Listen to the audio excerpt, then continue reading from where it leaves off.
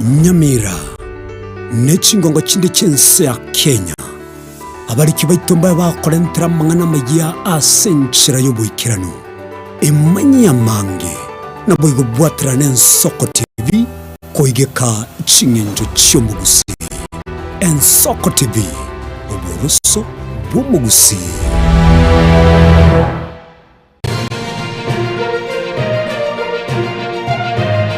Eye n'Ensoko TV oburuso bw'omugusi. Omuruburi kubwatya nabo kurigirirwa na kyo muntu.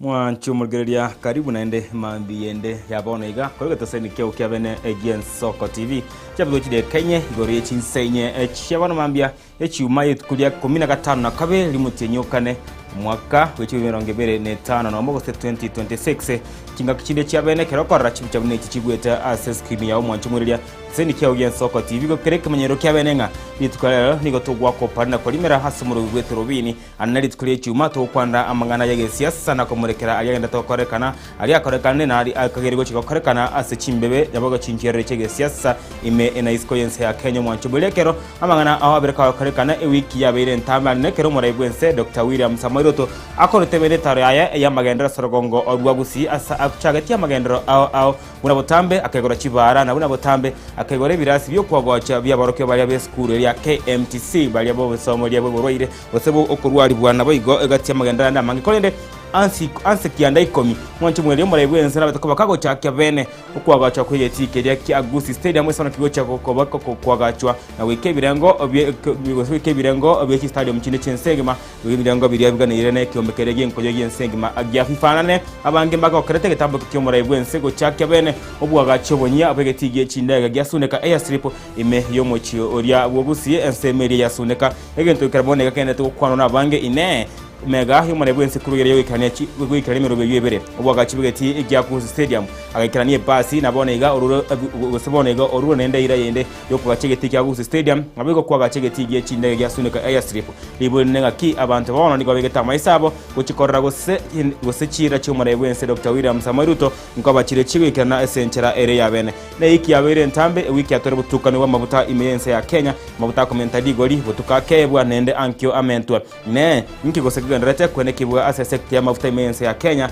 ekero ense ya Kenya ganete kwene kia ibirengo bigoro bya mafuta nabone igani gabantu ababetere libu commenta ligori bye bintu egati abamogori iyo bamogori go samogori abantu bali abago travel gose bali bakoretsa bali kinde bali bakana Mombasa gusina bali bakona kinsema chense ya Kenya ekero bane go Kenya ko idara kandi ko bigumono gwetukana no comment kana kweli gori mafuta imense ya Kenya egati ya mangana manga endete ko korekana igosomwa cyumuriro nigo bweso kirigose sokiri murobe wa serikali na ukone murobe OG2G murobe wa serikali kugora mu butane ya serikali batagotumeka intermediate bense gose batagotumeka private sector yonse imense ya Kenya nabonega wende kumuki bari nasabare aho besokiri na kwikeria umurobe yo OTGG egati yabo omukose ogati yabo mubunge bwense mo yabunge ya Kiharu omoskene ni nyoro ntuko nyoronsi yali agwika okwanwa beka korekana na yachi korekana ndo masukwe bangi tukwero mwanchi mwire ebino bire bya World Rugby yensengi mabya championship sentune tangane nende mega timu yense ya Kenya Shujaa Sevens kuna chiriti kiyengo cha kirebene ere iganga yaye yogo cyakuranira batemba gusemanya kumuke bunyangonga World Championship afemina nigo cyakoreka nitwara rero go cyaka itwara bye cyakora itukiye cyumapiri asenseria ya China hime ya Hong Kong mwancho mwere nitwara rero nige timu ya Shujaa ebekirense group ya makweri ya group ya timu ya Australia New Zealand amona USA nalitwara rero go cyakera chinsa isano onemo chiteke 50 isano nemo sasta chiteke 50 isano nemo cyamagaso niga murabaito ba Shujaa bago cyakoswage timu ya Australia na kurugabu basoke benege tindi kiwo kumya kirabara chigoso ne timu ya New Zealand chinsa kiana chiteke 40 isano na ibere chinsa cyamargoba nabego tukoli ankyo chinsa ibere cyamambya bachigoso ne timu yense ya USA imena bikamukia ndage komi kati timu ya Australia New Zealand amane timu ya agency ya USAS Kenya bono amaisonsi amurege tego samura baito ngbachi gokora buya bakora no captain George Olo ine nkigo sekera chiko kala litu ko Jumapili nyana kurege sero kimense ya Kenya Guardians Ulinzi Sports Complex wasabaito baito bali barense ye myaka 15 ebere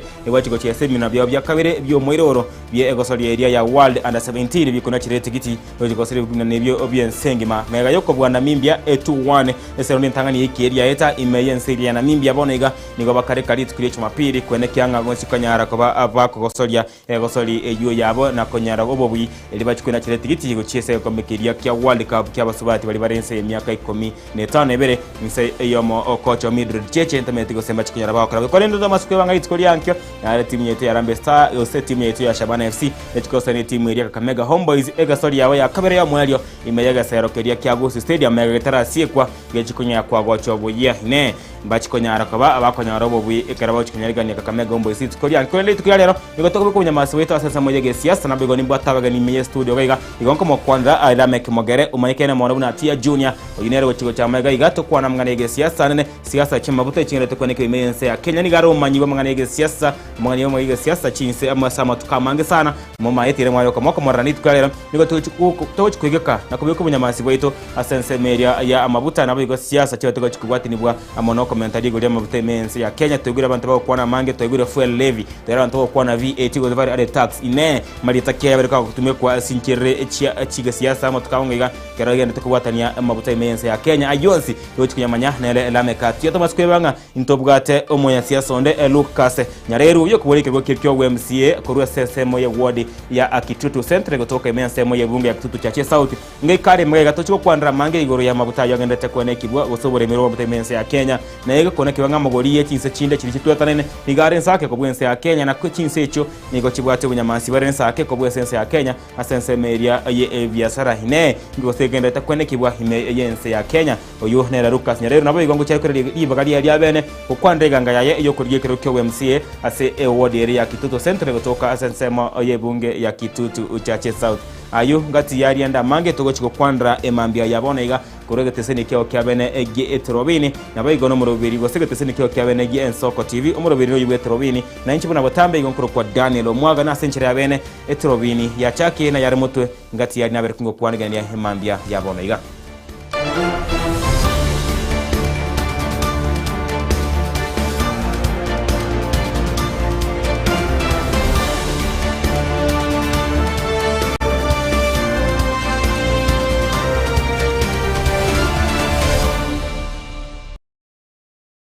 Karibu nendo mwachumulele atosebone ya master ntoke kana sebono monogeri ebwe serikali yasokiri bene nere Isaac Mwaura na gukwanira henkwana igoro yo kuburuka mabuta imense ya Kenya gukwana hamo ona baralia hamo nabantu bande nigo Mwaura rekande mona sana gakwigere serikali na wego kwigere muroberi OG2G government bukuye mabuta ko insi kwasa teberinge serikali nigo yabetiri tuko muroberi OG2G kiagara nigo konyara mabuta suru kumigete na bayigo nigatetenga esenge ncho kuruka mabuta imense ya Kenya nikiagara te egenteke serikali go muroberi OG2G nonigo asateringo no muroberi yo muyato bwate ko kumibona bwensi korengana na bali bande bakonywaka igosiko bali bande bakonyokana na batabanga muroberi yo tobwati goseto bwendere titango tara chinkwana chaye Isaac Mwaura igoro yo muroberi we mabuta OG2G tofauti kwamba kuhusu uagizwaji wa mafuta kupitia mpango huu wetu wote wa G2G.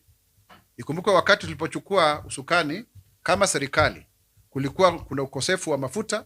Kulikuwa na subsidy ambayo ilikuwa inatumia zaidi ya shilingi bilioni 16 kila mwezi, zikiwa bilioni 8 zilikuwa zinatumika kwa mafuta, bilioni 4 kwa mahindi, unga na kadhalika. Na ikawa hatuwezi tukakimu gharama hiyo kwa sababu mahitaji yalikuwa ni mengi zaidi. Na tukakuwa hatuwezi kujikimu kwa sababu ilikuwa ni jambo ambalo linatushunguza. Sasa tunaona kwamba wale ambao ni wakosoaji wa serikali wamekuja kuingiza siasa katika mchakato huu wote. Kwa nini? Kwa sababu sijui wanawazungumzia nani hawa. Sijui wanazungumza kutokana na nani. Ni nani hawa ambao wanawaelekeza ili waweze kuzungumza. Jambo la muhimu ni kwamba G2G imetusaidia kuwa na mafuta ya kutosha. Sababu kila baada ya miezi miwili tunaweza kusheheni mafuta kwa sababu tuna meli ambazo tunazihitaji, meli 8 ya super ya petrol, ya super diesel na pia ya mafuta taa, na ndio pia inatumika na ndege. Na ndiposa sasa hivi tumeweza kuhakikisha kwamba sasa sarafu yetu ya Kenya imeweza kusimama vizuri. Kama ingalikuwa ni hivi, watu walikuwa wanashindwa watatoa dola kutoka upande gani? Na kama ni kweli vile ambavyo tumezungumza, kwa nini pia tumekuwa na ile inaitwa credit ya siku 180 180 days of credit kutoka kwa Saudi Aramco na wengine kama hao? Kwa sababu tunajua kwamba hii bei wanaona kwamba mpango wote wa G2G unafaa, lakini ile MV Paloma ilikuwa imetuletea pesa nyingi zaidi, yani gharama ya mafuta, na ilikuwa ni mafuta ambayo hayafai, na ndiposa watu wamefurushwa. Na tunasema kwamba tuachie asasi za kiserikali za ujasusi ziweze kuhakikisha kwamba wale ambao waliachishwa kazi pia uchunguzi umeweza kufanywa kwa njia ambayo inafaa. Kwa hivyo tuwakosoe sana wakosoaji wetu na tuambie kwamba mpango huu umekuwa mzuri. Hata watu wengi kutoka nchi zingine wamekuja Kenya ili kujua nini ambacho tunachokifanya. Kwa miaka mitatu sarafu yetu ya Kenya imejidhibiti dhidi ya dola kwa shilingi 129 na 30 hapo. Mfumuko wa bei umeweza kupunguka kutoka 9.6 mpaka 2.7, sasa hivi ni 5.3. Hiyo ni kumaanisha kwamba bei ya bidhaa ya vitu imekuwa iko chini kwa sababu ya mambo kama haya. Zaidi ya hapo, tumeona kwamba sasa hivi tunaweza kujua tunahitaji dola ngapi kuweza kununua ama kuagizia bidhaa kutoka nchi za ughaibuni. Kwa hiyo ni kumaanisha kwamba sisi kama nchi tumejipanga vizuri na sarafu yetu imekuwa ina nguvu, imeorodheshwa ya mojawapo ya zile 5 ambazo zina nguvu zaidi katika ulimwenguni. Ni ya pili tu baada ya Argentina. Mambo haya ndio tunafaa kuyasifia, lakini sio kuleta porojo kusema hii ama namna gani. Zile kampuni ambazo zimetajwa ni hao ambao wako kama ni Saudi Aramco na ADNOC na ENOC waliweza kuchukua wale marketers hapa, kampuni za kuwasaidia kuuza mafuta yao hapa nchini. Hilo ni jambo liko wazi kwa sababu ya hizo kampuni 5-6. Kwa hivyo tunaona kwamba kunaingizwa tetesi na wale ambao walikuwa katika serikali wakashindwa kudhibiti uchumi, sasa wanalalamikia wakiwa nje kuikosoa serikali. Tuwaambie kwamba huu mpango umetusaidia sana. Kama hatungelikuwa na vile ambavyo tumejipanga, tungelikuwa na shida kubwa sana ya mafuta na uchumi ungekuwa umezorota. Na ndio umeweza kukua kwa 5.5 hata zaidi ya ulimwenguni, kwa sababu chumi zote ulimwenguni zinakuwa kwa 3.6. Hilo ni jambo ambalo tunafaa kulisisitizia zaidi. Mpango wa G2G umekuwa ni wa kutufaidi sana kuliko vile ambavyo watu wengi wangekuwa Mwancho mwireria nonyene kerobo tutukanu we ebe ya mabuta gerete kone kiwemenyense ya Kenya nigo bono mukonyi bo murai wense ya Kenya Professor Abraham Kithure Kindiki esenchere abene akoretaro yaye gwikase county area Kilifi na boigo nigo akoretaro ya magendero irikubanekera magendero abamenyi ebe county yeyo gokwana nerombe ya bamenyi ebe county ya Kilifi kura sensemo ya Rabai. Kindiki niga abene kiri amagendero aigati abo bamenyi bensemo yeyo gobachikanga konyora machara macheno na makenno kuna boigo kubaroseri chibara abunenchere muyukanya magendero na boigo Dr. William Samoei Ruto. They are solving the problems of Kilifi and Rabai one step at a time, one project at a time, one problem at a time. Mimi nataka niseme ya kwamba mimi najua hakuna maji hapa. Ni kweli si kweli? Mnataka maji? Maji ni muhimu. Fireman aende atafute rais atoe pesa ya maji hapa. Mnatutuma na kenga mpe tukatafute pesa ya maji. Hiyo ndio kazi mnatupatia. Wangapi wanasema tunahitaji maji hapa Rabai? Maji. Hey! Maji. Salala. Wewe kenga, my brother, una bahati. Wewe nitafute next week kirudi Nairobi, look for me. Ndio tusuluhishe mambo ya maji hapa. Yes, we must get a solution. Ama namna gani jameni? Si huyu kenga mmechagua kenga ndio awatetee? Ama ako na kazi nyingine? Mimi naona watu wengine wakizunguka hapa ni wabunge, ni maseneta, ni magavana, badala ya kutafutia wananchi ambao waliwapatia hiyo nafasi maendeleo, kazi yao ni kuzunguka huku kutusi viongozi wengine. Unatusi rais, unatusi nani, wakwende kabisa. Hiyo sio kazi yao.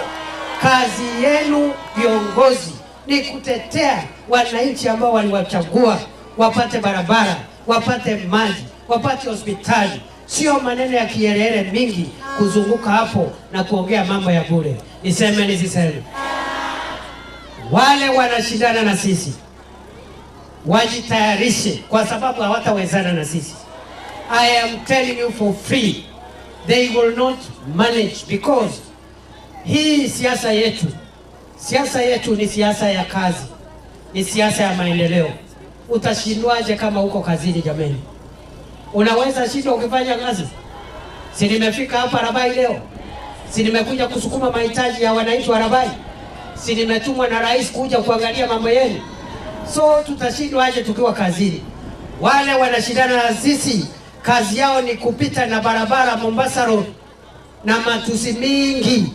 Awaleti barabara, awaleti stima, awaleti maji, awafanyi hata harambee ya kanisa ama harambee hata ya shule, hata awanunuli wananchi chai. Kazi yao ni kuzunguka.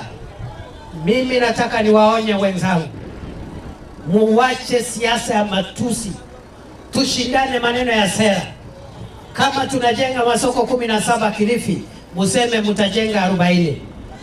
Ni kweli si kweli? Ni kweli si kweli? Kama tunasema ya kwamba tunaweka kilomita 385, useme wewe ukichaguliwa utaweka kilomita ngapi ya lami? Ama namna gani?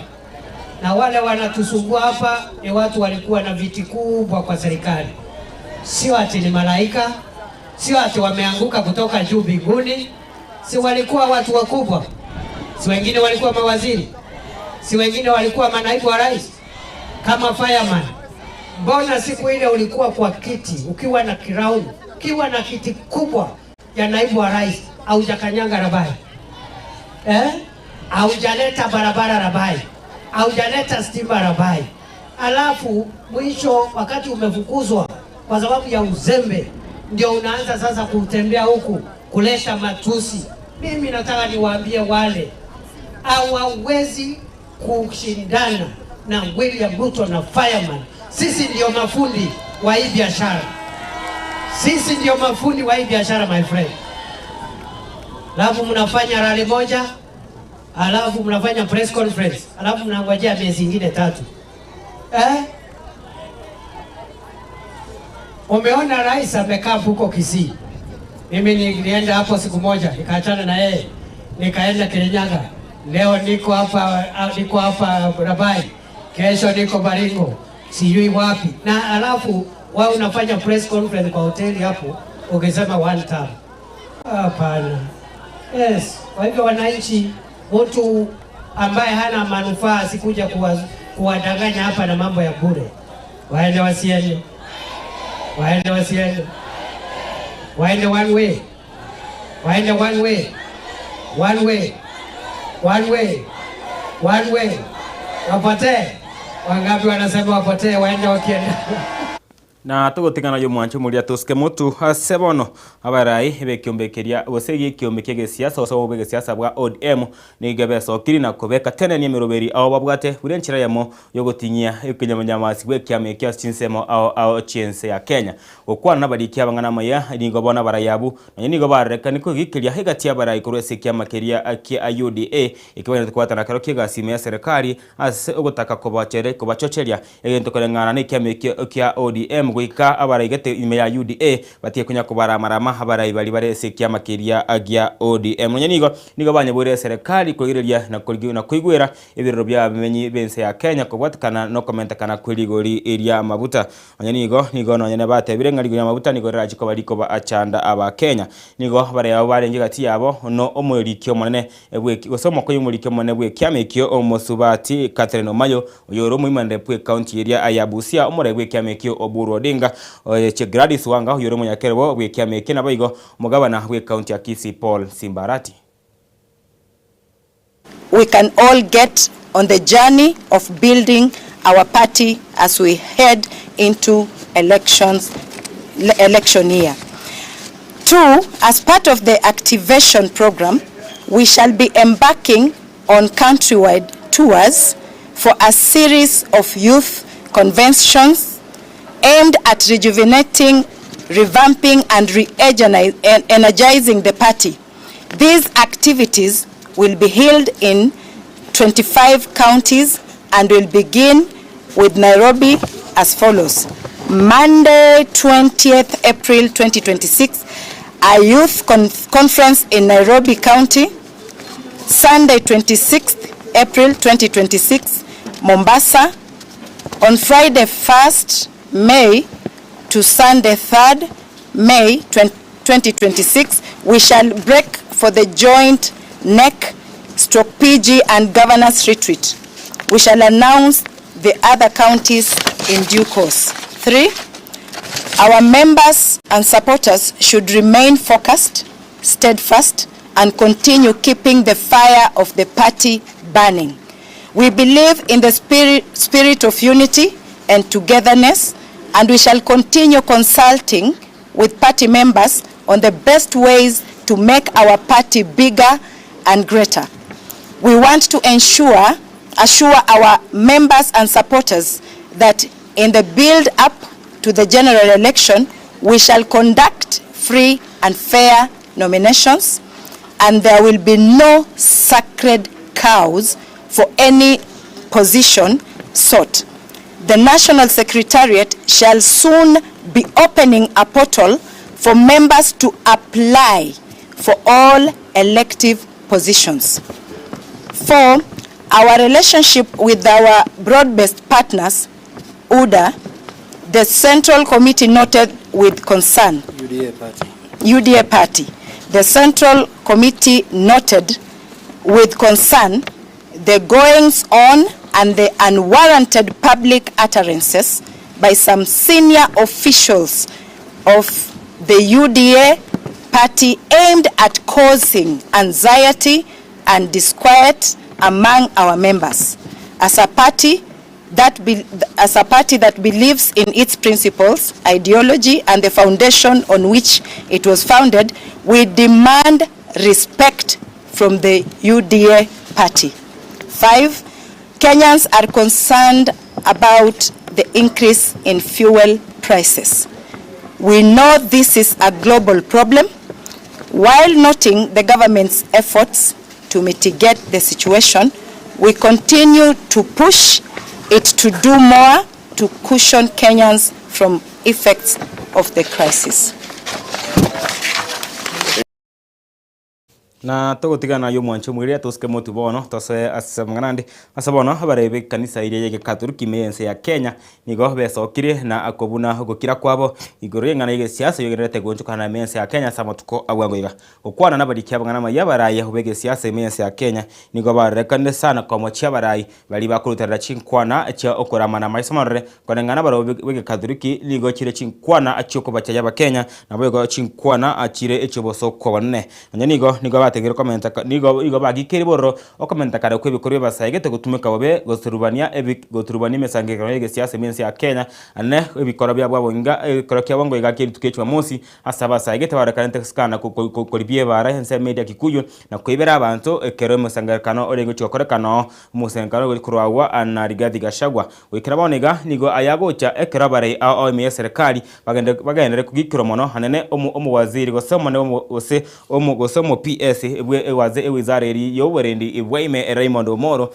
na boigo omubunge bwensema Kikuyu manekena Kimani Ichungwa bariko bakugikerubwa sogotumeka abasaye wabe anego subani emesengekano ao y'abana siasa ao anabari bakunyemira serikali ime yense ya Kenya nigo bono nigo bono abarandi abo baganiri serikali kuirege tamba kerekene bali abagutumeka bobe na boigo bali bagutumeka abasaye bobe eri guturubani emisangekano y'ege siasa na gokyania ebikoro bunebyo ibimbi korekana ende meyense ya Kenya.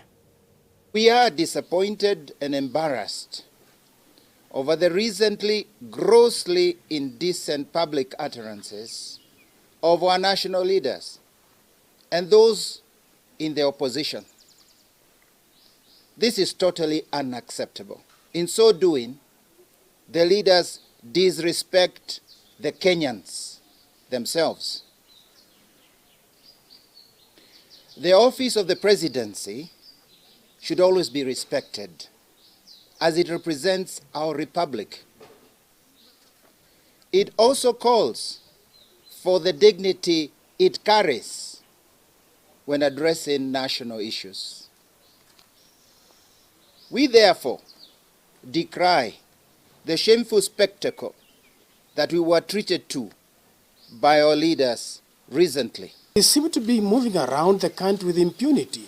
People can't just move around killing others, threatening others, doing what they want in public forums, and the agencies in charge of security are watching as if nothing is happening.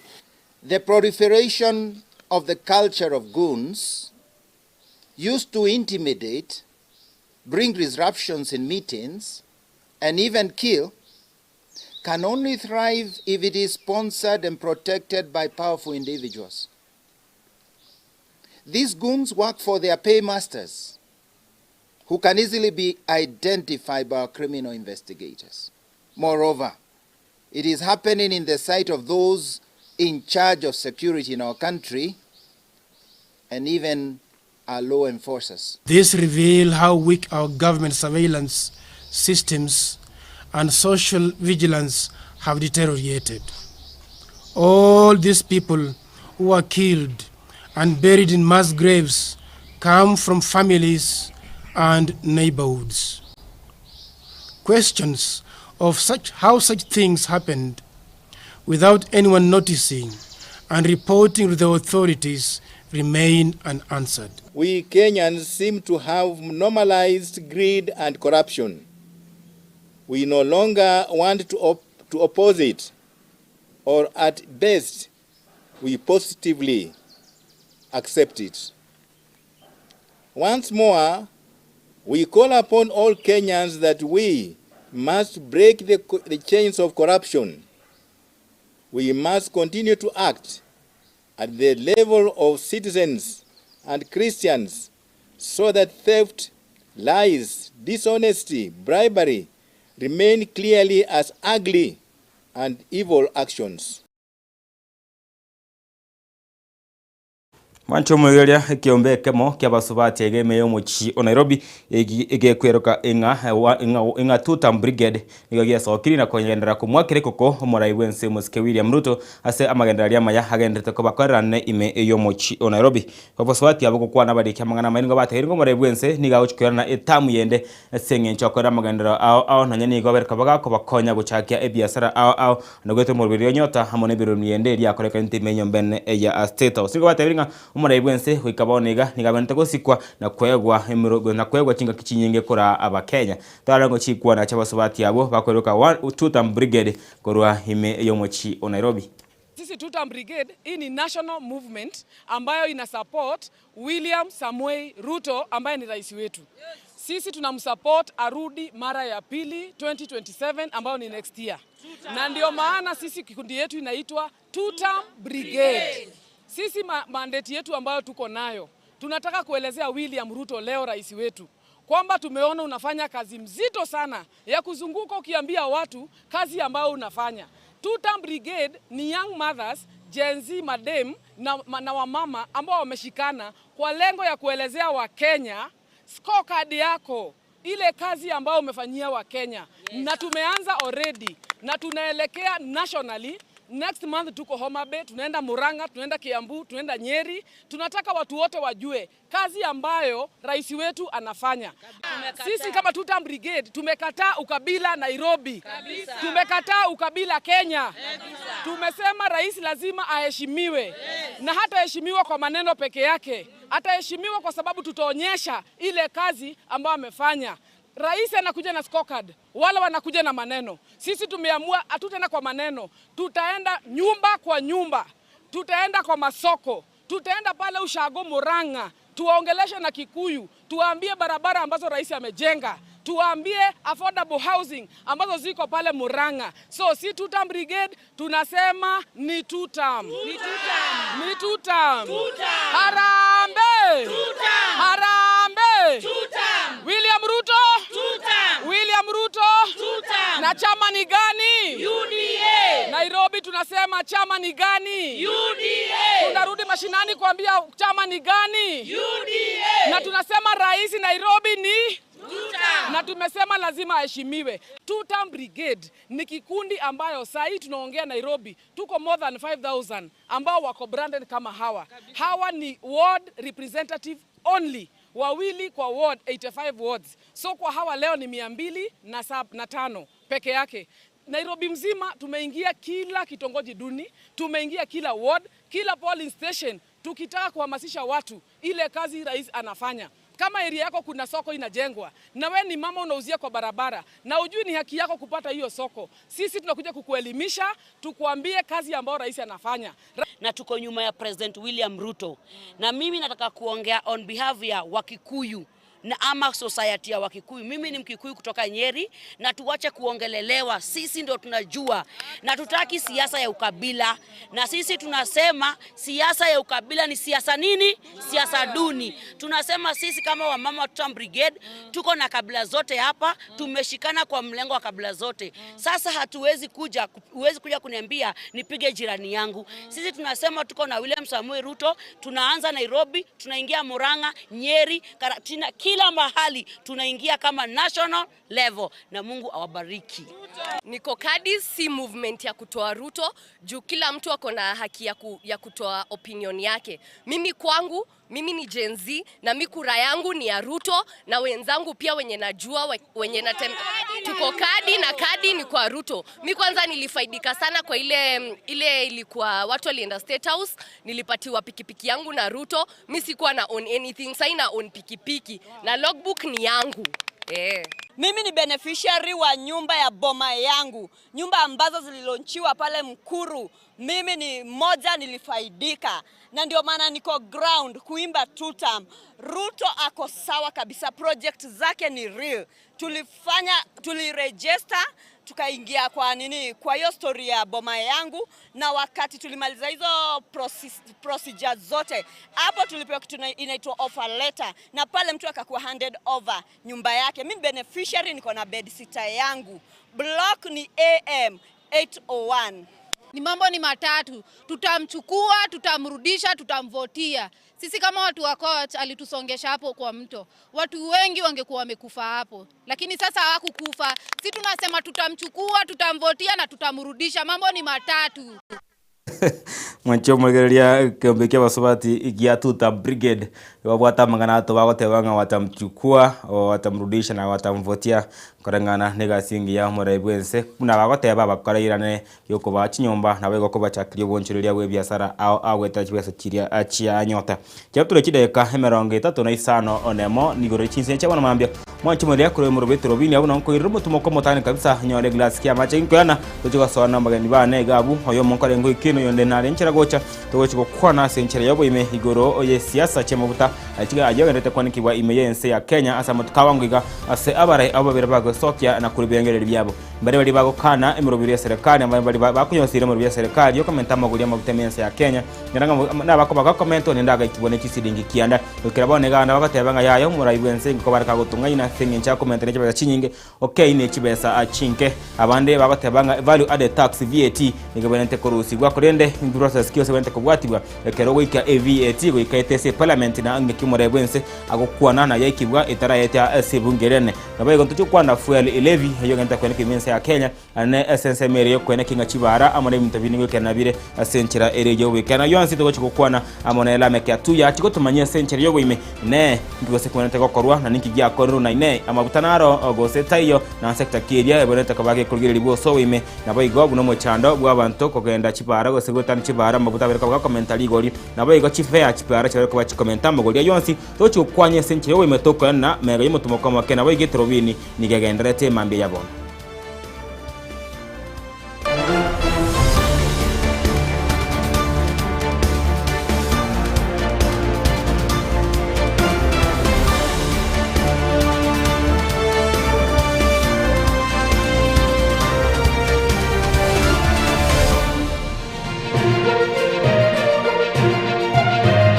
Eye Nensoko TV Uboroso bw'umugusi kuri Muchomano Nairobi Kisii Nyamira nechingongo chinde chense ya Kenya abariki baitomba bakorentera mangana magia asenchira yoburikirano emanya mange nabo igobwatira n'Ensoko TV koigeka chingenjo cy'omugusi.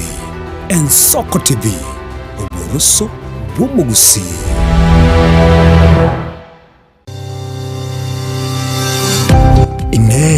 Nuganete betri uratumia segari yao ebetri uguchachirimo ugakweba ebetri ulegene chinga kichonsi ebenga kieriberera gosenga kiyobokendu tawe chanika Autobat Kenya Limited no tulegigiga asengichao nigo tokorosia na koni chibetri uratumia chinga kichonsi chibetri uratumie asegari enke ebasi no nyaneli kurukuro.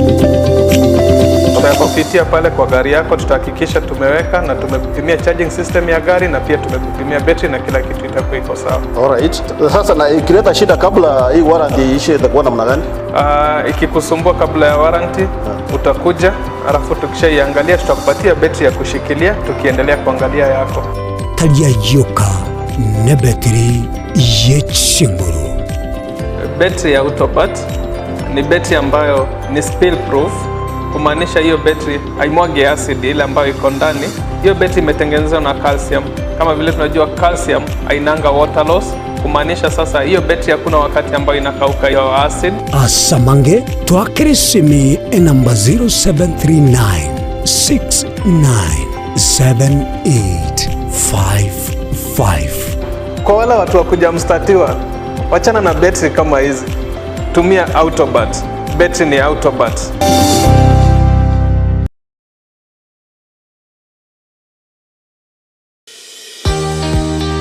Obutindiro bosombasi amate ninki kere tokore asamari etangoro ko munyagitari bosire koru Betami Rehabilitation Center. Betami Rehabilitation Center togotoka asegusi ensemo ya Gesonso na Nairobi ga ogoche ensemo ya Ungatarunga Xerian Road. Ime ya Betami nigo togokonya abantu bari amaruna amaryogo yogotindi asariri obongo bwabo. Togokonya abantu buna umwana funzi orenge kwende university ongere gutumia maruna maryogo yogotindi amosariri wono yaikireke wango guikarwari kwanya oroyo onde orenge kwende kanisa otigire onge akonywa maryogo yogotindi na amaru abasari eryo twabaretaga Betami twabarwari erinde obugima bwabo bwirane gochaso obugima obi. Asamange twakirisimia se namba 0706840844. Betami Rehabilitation Center lichiburi gukora chingatare ichobutindu.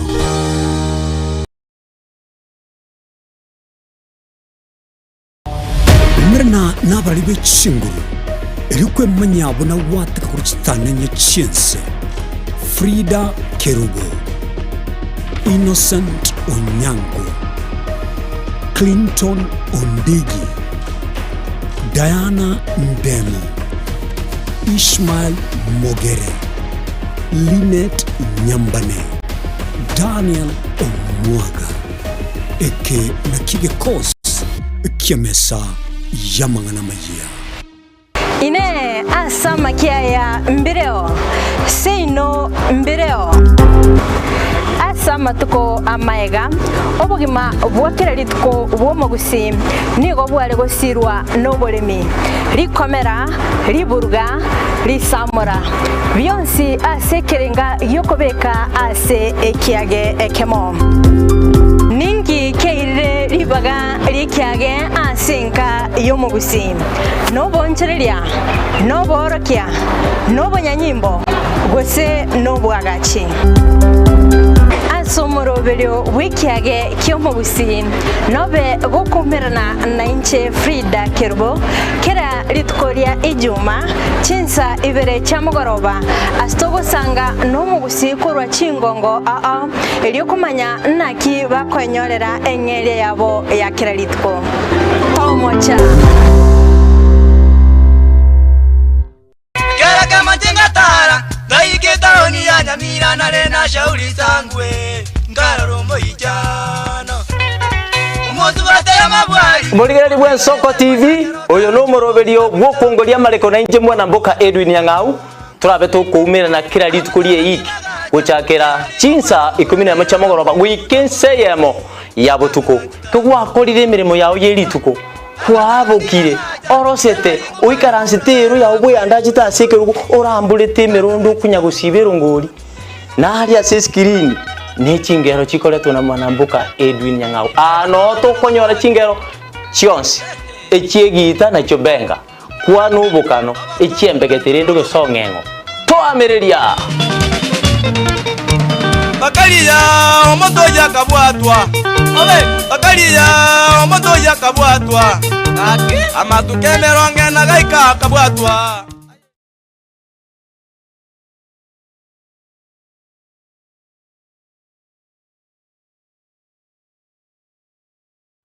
Omwancho mulire bwa Soko TV igetase ni Soko TV ibwatira sengenje yao kokoretera amangana amaya ayatabwati gwanchero ko rwonsi kurime yagusina isiko yagusi to kubekera tene ni anyare ko baka wateka atabwati gwanchiro bonda bwansi korwa ebunge ya Kitutu Chache South Meye County ya Kisii elietari anen Caroline Mausa kuri county ya Nyamira elietari Nyarike Steven Embonde korwa county ya Kisii elietari ane Wycliffe Orenge mera na inche Dominic Onderi Nyabuto ekenanya gukoreta amangana amaye ko ritukira Jumatatu bakari tukira Jumapili Jendi Gongoro Perpetual machin na nyura bini ya Soko oboroso bomusi Mwancho murigeria bwa Soko TV bagakwana bagateba chisemi na lichikoribia orobebe egati ya bari babwate na bari batabwati ase bisako au akene rure nche Clinton ndigi gwetera seketa seni kiago gia Soko TV kochiko kumanya onsi eya maseyemo ali aenekiwe ali aroberi gochia koenekiwa ase sector yechisemi kurigase obugatagati bo mocho Nairobi abego chi county chonsi emerongene na isano nebere ase ense ya Kenya eliokorigia kumanya na ria ya agendrete ase sector yechisemi Mukabora ingerango oyetigosori yabarire We've never seen anybody win 3 in a row. Bona omwancho omurigereria ayabune motitire bwe tigosori ao nobe na kirengencho yokogokera Goal! Absolutely astonishing. What about that from Gareth Bale? Egeteseni kia ogien Soko TV Ibono nge guchunchugere gokwariganiria na gokwerera tigosori ao oboikeranu Tomocha ta etariki inainche Daniel Omwaga goseko gwancha nabo ogontona Erieta Suarez amasari webegi iyokorio keraritko orie chimamosi igochakera egetone gichinze sano na isato chiamogaso goika 10 chamaragoba ase omoroberi ibwe achigosori amona banyangongo ase na kumanyana gokorosera ayatekire ase chigosori And he's awarded a penalty.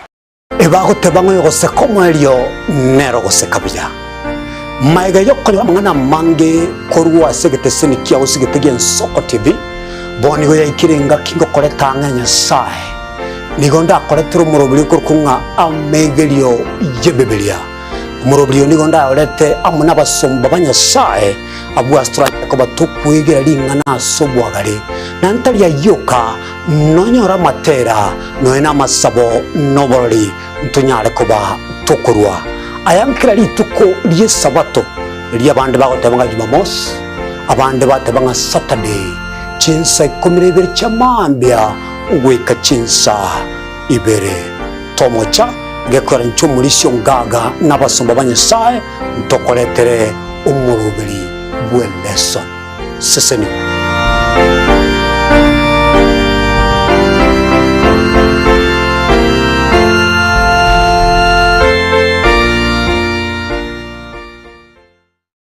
Mugusi omwancho murigereri niga ruete asensemo ya bosongo orogongo rwa Afrika agatara agasoa asense ya Kenya agasoa ase county bere chiagusi Kisii na Nyamira na nene monese bitunu biri twanchete korendo mugusi tachete gotegera rororo obero gotara asense nkima na rero tugotore asensemo ya pipeline omwancho murigereri aso mugusi ya nyare ko bagasoa na gochaka kwerigeria asenchera ya bene korwa iga pipeline omochi o Nairobi ntobeto koletera emegano ende yonsi iri okorekana eta na ino mugusi na nene monense yonsi ya Kenya eyene Soko TV elietaliane ni Innocent Onyango.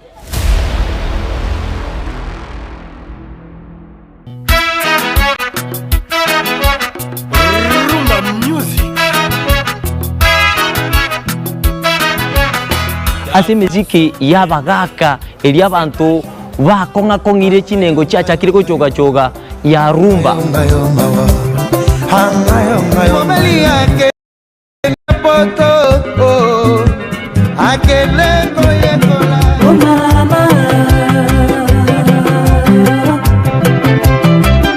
Naboigo ntukwi babasai aba bakuga jijenzi emiziki ekogenda bwange bwate chia talaku. Le général Dangote anaweka oye mose kunambi o Ricardo Momo oye mama Dangote Netaliane Edwin Nyang'au Edwin mwana mboka nzube ya bololo tumerane kila litukulie Jumamosi kati ya saa 10 wika ensa AM.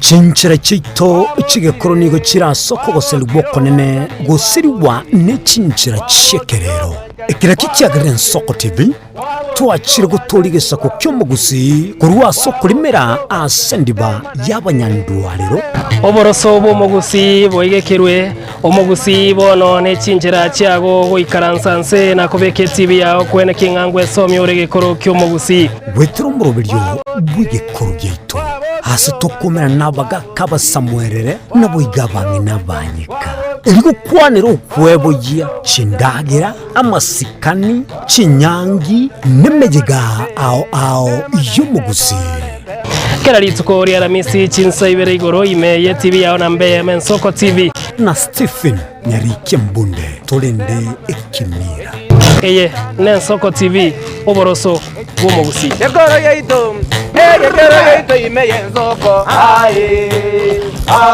Nsoko yegoro yeito imeye Nsoko Nsoko ibyengia yagire ngumanga bunalero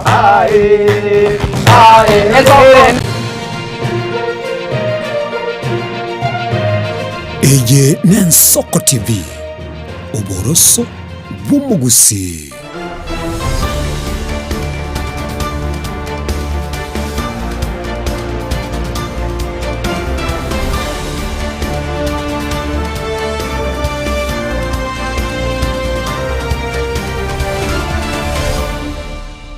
Mwanchu mwirelia karibu naende ka chapter chideka 50 igore chinsenye chiabona mambia togenda na murubiru obwetro bini komurekera anege siasa aneke tocho kwanira hamangana ye siasa chamabuta ayogerete kwene kiyasa matukabangwega amega yamuriguri mabuta komenta wikibwake na yabona igento kerere amagori yebinto ao anane amagori yobosombi bwechibara chigali chobosombi komenta kana emergency ya Kenya igento kerere ko beko mu Kenya asa konkyandage ko mitochiko kwana nabongani one studio mambia bona igakorinde totarachi kwana ngene ya mangana ya mabute mwancho muliria iga ya masa ya montego tambuki ambake se jombene eyobora ye monyo mu kirero bya State House asari tukalero chigosori chokwegia cyabana be chiskuru kiria cha Kenya National Drama Festival kigendrete kuri se jombene eyobora ya State House mambya bonega ndo nyakana goko kia maiso na karanki kigendrete kuri se jombene eyobora tomo yukana mayaga yaye to chikugendra kwana mange hayogenete kuwatania ebiro byege siasa imenyense ya Kenya.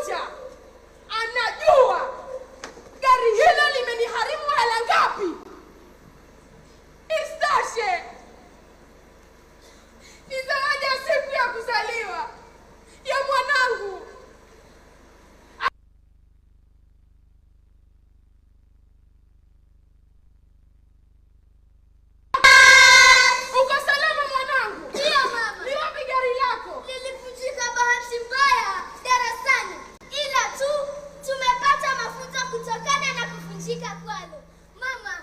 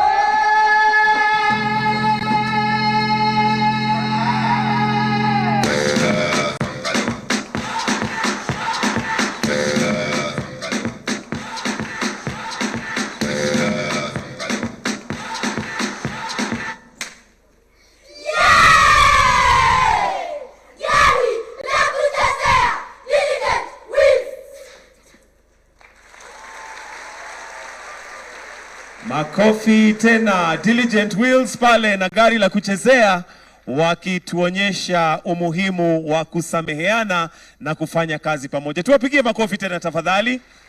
Your Excellency, will now train our eyes to the screens where we have another advert as we prepare the stage for the next presentation. Tuende kwa advert tafadhali.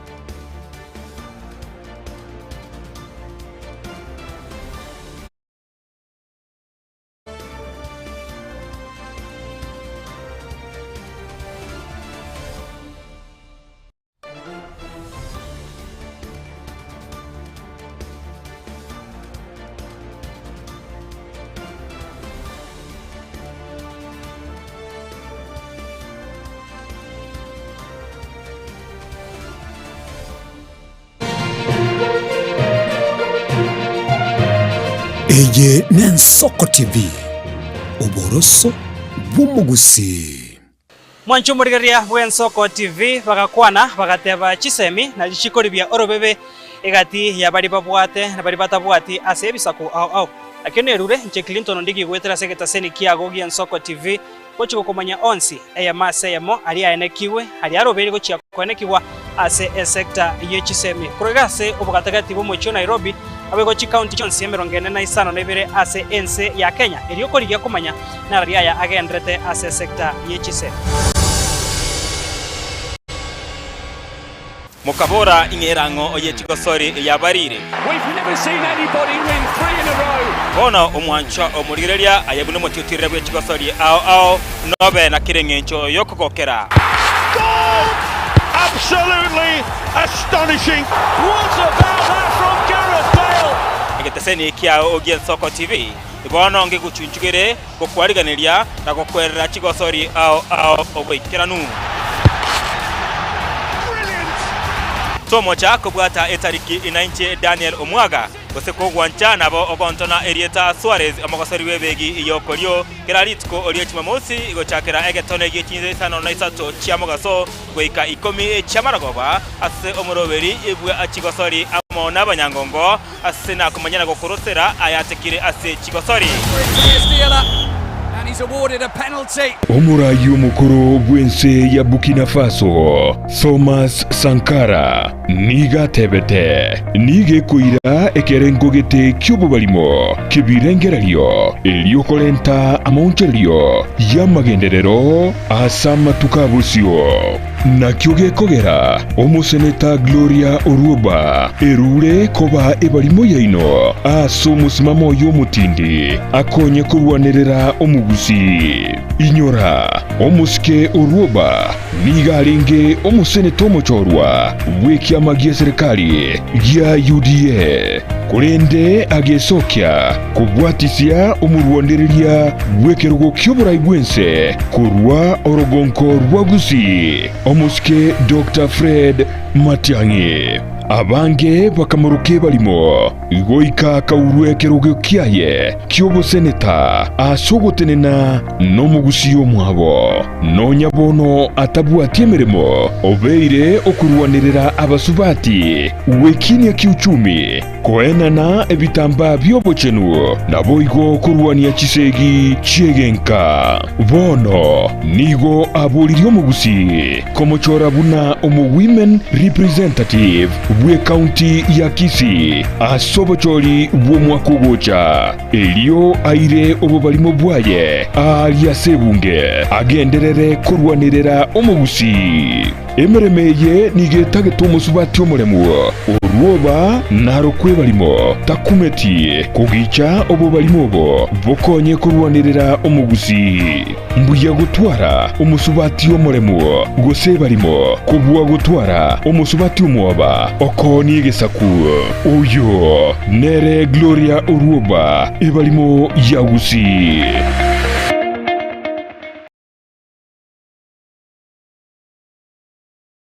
ebagoteba ngo goseka omwelio nero goseka buya maiga yokonyora mang'ana mange korwa segeteseni kiao sigetegia Nsoko TV bonigo yaikirenga kingo koreta ng'anya sae nigo ndakoretera omorobiri korkunga amegerio yebeberia omorobiri nigo ndaorete amo n'abasomba banyasae abwastura ko batukwegera ling'ana asobwagare nantari yayoka nonyora matera noena masabo noborori ntunyare kuba tukurwa ayankira lituko lye sabato lya bande bagotebanga Jumamosi abande batebanga Saturday chinsa 12 chamambia ugweka chinsa ibere tomocha gekora nchumulisyo ngaga n'abasomba banyasaye ntokoretere umurubiri bweleso seseni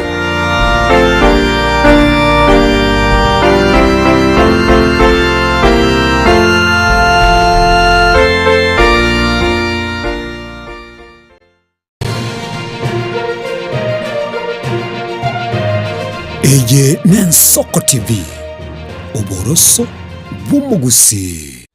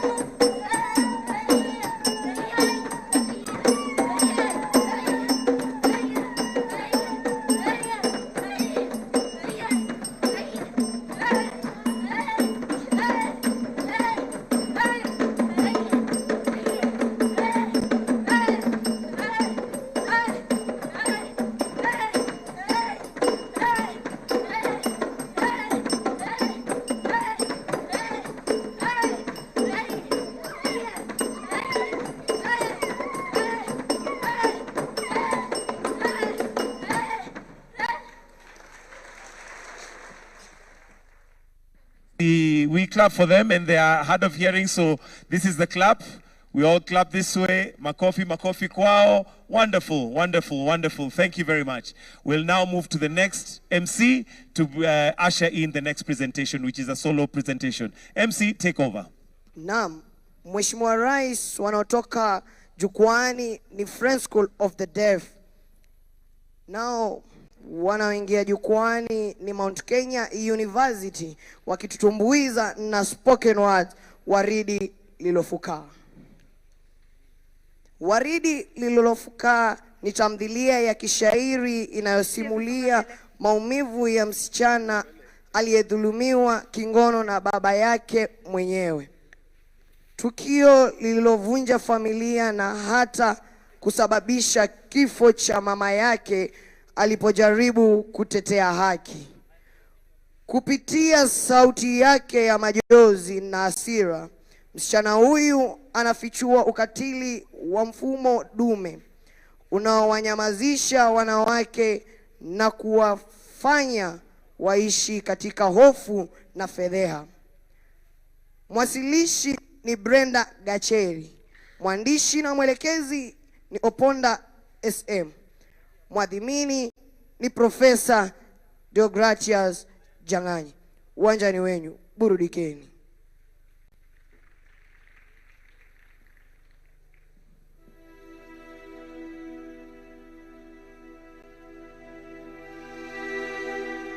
Nahisi niimbe wimbo wa tanzia kwa binti wa makamo yangu. Waridi ni taswira ya dhuluma zinazofanya tukaparara dhidi ya manyanyaso ya kijinsia yaletayo hasara, yanayokera na yenye izara. Wanasema kweli hasira hasara, lakini hasira yangu haina hasara katika tundu hili nililofungiwa ndani. Baada ya mama kunipa mkono wa buriani, ndipo baba akageuka hayawani, roho kamgeukani na kuwa zaidi ya majinuni. Nikizungumza na shabihi mwenda wazimu, unazipima zangu fahamu zitakazokidhi dhidi ya hujumu, baada ya kunitwika la mama jukumu linalonisumu na kunidhulumu. Baada ya kunusa uturi wangu, kulichuna waridi langu kutoka kwenye ua langu, kawa kibali kwa kila mwanamume mwenye hisia kame kulitaka alichume. Natuma pendekezo kuhusu hisia zangu, ijapo mwili utakufa ganzi kwa hujuma ya mzazi, na maono yangu kuyatia kitanzi nikakosa kurunzi.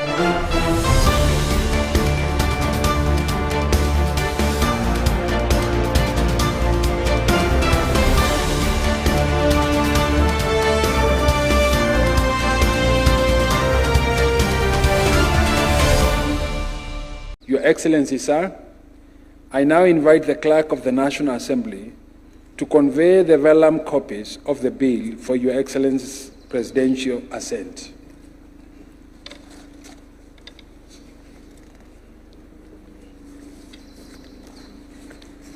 Your Excellency, good morning, Your Excellency. Excellency, I have the instructions of the Speaker of the National Assembly to place before you these vellum copies, 6 of them, of a short bill, only 2 clauses, but very impactful, called the Value Added Tax Amendment Bill 2026. This bill, Your Excellency, was introduced in the House by the Deputy Leader of the Majority Party, the distinguished member for Kilifi North, on behalf of the Majority Party.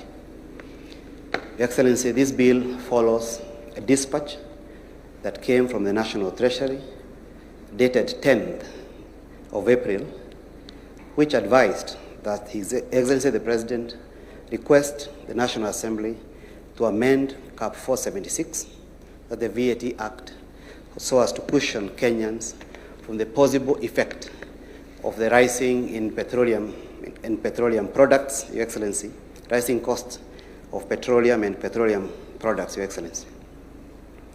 The bill, Your Excellency, was introduced the 17th, Your Excellency.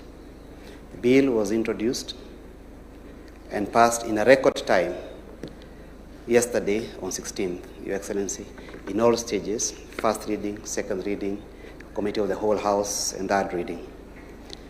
In a nutshell, Your Excellency, this bill amends Section 6 of the VAT Act. Currently, Section 6 of the VAT Act permits the Cabinet Secretary for the National Treasury to vary VAT by a percentage not higher than 25%. That's the standard VAT, which is currently set by law at 16%. But conscious that the 25% may not be able to cushion Kenyans appropriately, the National Assembly responded to your request last evening and amended the VAT Act to provide that the VAT rate applicable to the petroleum and petroleum products for a period of 90 days shall be at 8%. The bill is also conscious, the House is also conscious, Your Excellency, that should the situation persist beyond the 90 days, there may be need to extend the VAT rate further, and therefore it permits the Cabinet Secretary to extend, should the situation persist, by a further 90 days. The bill is to come into effect, Your Excellency, on 15th of this month, being the date contained in your request to the National Assembly, Your Excellency. It is hoped that this bill will therefore cushion Kenyans from the knock-off effect of the rising cost in the petroleum products, given the situation in the Middle East. Your Excellency, I seek your leave to end my commission for the day. Your Excellency, sir, in concluding our day's ceremony, and as a mark of this legislative milestone, Your Excellency is most graciously invited to hand over a copy of the bill to the Prime Cabinet Secretary, to the Attorney General for publication into law, to the Cabinet Secretary for Energy and Petroleum, and to the Speaker of the National Assembly, and to each of the esteemed members who have witnessed the ceremony as the guardians of the law.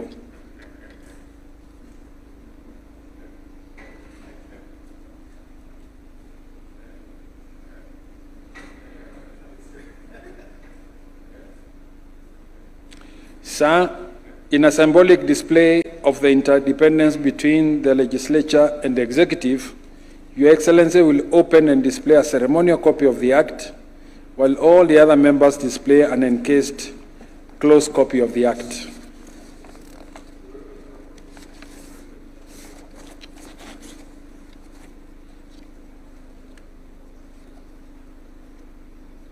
This marks the end of this state ceremony this morning. I thank you, Your Excellency.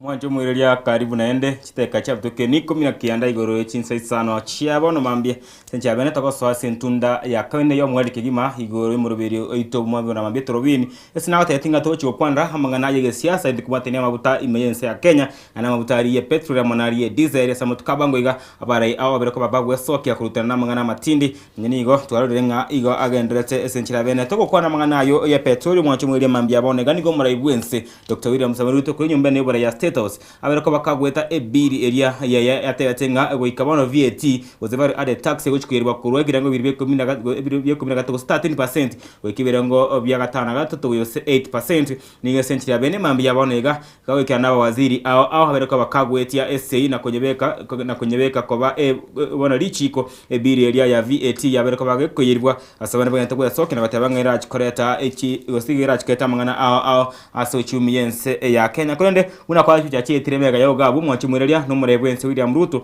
imambi yabonega igabereko bakagwetia ebiri area ya VAT tax reduction korwe birengo biri bya 16 gosibya 13% goika 8% na essential bene bona ligo yabiri chiko mega yigoro ya maragoba ebungene na gose the National Assembly kwa mendi na gwanchana okubolya ko murebwense ebiri yego ikibwa korwa 13% goja 8% asebonega atuwe kukwana oso imesana no mugani one Lamek Mogere mwenyekene mono hasiri tamna Lamek atuya tali irigo setali eryogi gose esurenyi no monto maita sana mulingo lwa mangana yege siasa mambi yabone gatokunyara kokwana atuwe kunyara kukomanya inkeke gendete ase ebigo gose ase birango bya mabuta emambi yabonega kugeteseni kyao kyabene Egien Soko TV. Karibu sana Lamek. Asante sana kwa kunialika. Kwanza teantebe na pole nimechelewa kidogo. Maguta na kete nchira. Akwe ranjira. Gari nchira. One yabidi na ande tuatara mango. Wika in fact gari nchira nyingerero. Abantu bagachete chigarinka. So there is transportation of people in the area affected. The effect is felt. The effect is felt. Yeah. Na very Mana mokong sana. Ebe ya mafutanjeri tikutimia tukose na yagwe na yabagwa kwa akwe ranchera ngweta ase pambo ane kwara kusigo lili ya 206 kwa cha 197.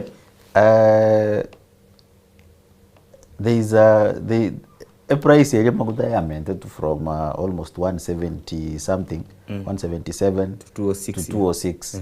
And then was it within 24 hours or a few hours later? A few hours later. Mosike William Ruto karenge gusi agateba na tax VAT esukibunse from 13% to 8%. Within the same day midnight amaguta bagateba ngo ikarenge by 9 shillings 197 to 197. The effect is not big, like waliongeza mafuta almost by 30 shillings. Then unapunguza na 10 shillings 9 bob to be specific. 9 bob, yeah. Ongeza 30 and then 9 bob. So it is not a reduction. Generally it is an increase. It is an increase on fuel. Number 2, it is a reduction of taxes. Inamaanisha ile pesa tena ilikuwa inapatikana maybe nenda kujenga barabara zenye alituahidi tukiwa Gusii. Ile pesa alisema anatujengea airport. Sasa atatuambia unajua mafuta pesa ilipotea tena. So hiyo miradi kasimama. Tuko loss. Tumepoteza pesa kwa tunaongezewa bei kwa mafuta na again the country is losing some taxes yenye ingefanya development through the reduction of VAT. Yeah. So it is a double tragedy. Yo kwa ngobo ire gatiniko chikotuma kande gatiniko chikorege tie kenyiki agusu stadium. Ona erizonero na baba tebana ile vita ya Iran ilifanya tukapoteza bilioni sijui ngapi. Sasa hiyo uwanja tumeingojea kidogo, lakini nitatafuta pesa bilioni 1 ya kutenga by 2028 March hiyo uwanja itaanza tena kujenga. Lakini it is a blow to the economy and the whole country. Every sector will be affected. Igaba Kenya bachikulile mutunga tote emiroberi umurebwense konyara bekire chibara magendero kwa gachebira sibyanga ne bibya KMTC aseroka kuyuka sana ngochibire gutena. Majorly chilevis chibiko rusi kukorwa maguta bagatebe chiko and mostly into road maintenance and road construction. Nego chance opportunity nero rusengi njumete batete ba recommend to 16%. Wakaongeza some levies ya was it 6 or 7 shillings. Mainly raise funds choko koraki choko kwa gacha chipara infrastructure. So chipare cha ba launch chinyinge Gusii Bogere chances inchirona bese jingo koraki go care chire. A country runs on taxes. So there is a high chance na onye chibesa chiri chia plan onye chialengo umate a country na bego budget ahead no bachibuka tibono ika agate in the next maybe another 1 year we will collect X from fuel chicken into roads. One onye ekwere ndege ekogendera for a longer period chances inchiro government itware excuse yote tebi na chipara chiri to bete promised in kenchi go chikwendera kwa gacho there is a very big chance lama kigereri gaiga amabuta mentire whatever kurusa 9% ba no comment ko 177 which means inga abantu ngochwere go chandika no sobo sombi chinaga ranko ma china chiri go nyanya igoro nyanya na go risa na oche ya chiri 15 ige bintu gete comment abire kera mabuta mentire transport ito gachere gusito kumino kana myana ne go baga ini ga afya center bone gato go baga ini yote bra 1500 go soti gareki tuga Nairobi ebi comment abire asense mo yende gwateire VAT ya keibu na arop development tego chikogendera so what is going to happen obage maboko ebintu byengo chikwe kunga magori na the same time enseme yende para chigo chikrosi bwana bitina gende gensi omo manembo na fuel go se petrol ego control almost every sector ya economy production ya foods transportation ya food from fuel to anonyora taxes ya chuko agacha chipara and some infrastructure related to transportation na igona a hit in fact abantu bagache chigali nyomba bono iga there is no traffic by the way abantu mbake bale para that means ntoliko gora maguta so it means taxes chirichiko na government chiakeire plus kwa nganyana government ya nachire tax kumaanisha revenue imeshuka kwa hivyo nganyana maguta na mentete it affects food prices, it will affect production, it will affect transport. So in general there will be a net effect everything cover was in the country. I should pray Iran, Israel and USA ekoleki ego sere find a solution elinde chiserikali nchi twara an excuse choko menda magoli kirase na mwananchi endelee kuumia karote have an excuse you mean te wana siasa ya soile of course bona iga the government has a reason to raise prices of anything the way they want. Yes, manufacturers have a right. They have a reason to automate the robots here from 120, 140. They can add up 20 shillings. They will say production has done what? As the cost of production has increased. Which has already been felt immediately. Yes. Fair, everything. So there is an excuse. There is an excuse for any manufacturer, for any government kuongeza prices. So we are in a crisis.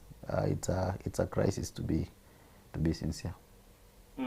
Ndio tukua na siasa ya sema kutaime mwisho kwa na jitu jomo lego jitu chikwa nyegure mtarachi kwenye kwandra tutera na emambia boneka omore gwenso eti bill ile ko bari chiko abene na kero kugiria bill kere gwente gwiti kwa kera amendment gwente kwa korukana public participation lega na irigaria ne gwente introduction ya kero garia se parliament kwanza rugabo ba debate kaba debate bamane kwenye kwa amendment kuroba kwa public participation ila nigo somora igwense anya ngereri buya korugabu anya to back to the National Assembly to the Senate na wako kwenye kura kabisa kwenye ringoni wale wako baniria asa wewe kwenda kutwara 14 good days choko karaki choko nyetia ose choko nyani back to the National Assembly anya ke wate mchando getemeke musonderio kumure bwe sate ndetego regari kari gari yachinsemo chia bonchari kana gukwana igoro yako ke mabuta kurwa 13 to 8%.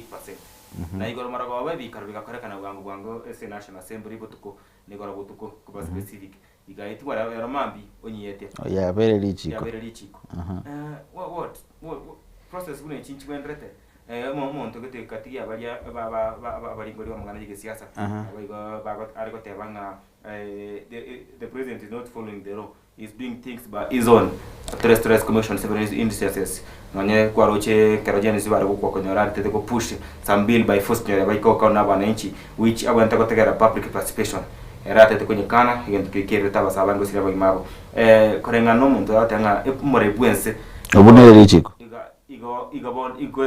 Akonyera nese ya Kenya kokorege ndo kiende lunya sinata gete ne tebwa tinguru the National Assembly tebwa tinguru na rally swali liko boligo koru muiso esengenja amegeti the statement and immediately after the same day botuko ngatebana prices will fall the same time botuko what I should say in law was a constitution ya Kenya. And there is a protocol, also there is a procedure una a believer go through until it becomes law. I tried to look for a provision in the law, in the constitution, allow a bill can be taken that fast and be processed. I didn't find any, but under the parliamentary standing orders, I think was it Article 120. Wanasema there is a leeway that the speaker can expedite the process of law making when it is an emergency. Wana lupo nereju watu mietena this is a critical issue. It is an emergency. So because it is an issue that will affect Kenya directly and it can cause more it can affect so many sectors of the economy. I think that's why they invoked that article standing orders ya parliament article 120 to expedite the process and pass the law.